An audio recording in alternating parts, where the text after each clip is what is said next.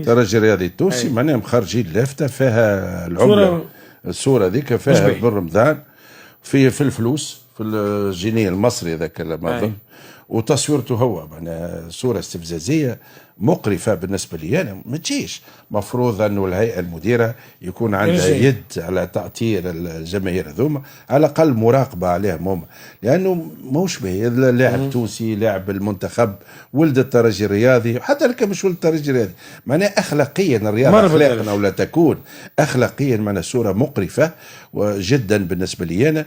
ولو كانت فما مراقبه ولو كانت الجروبات هذوما قراب للهيئه، لان الهيئه مسيبه زاد الجروبات على زي راسها كما نقولوا، ماهيش قريبه. برنار تابيك العام في مرسيليا القائد نتاع الجروب معناها في الليل وقت يعملوا حاجه يقولوا تهبطها ما عادش نعطيكم التسكر، ما عادش كذا، يهددهم مباشره لانه عنده يد المراقبه نتاع النادي. دونك الترجي مش في صالحه انه تدريباته تبدا بصور كما هكا، وهذه اشياء اللي بالنسبه لي انا تنم على عدم تاطير. هاك الشبان ينجم يكون شبان صغار كيما اللي يكتبوا في الفيسبوك وقاعدين حتى بيدهم يتعداوا على المحاكم لانه مش عارفين جسامه الاخطاء اللي يقوموا بها من وراء الشاشه.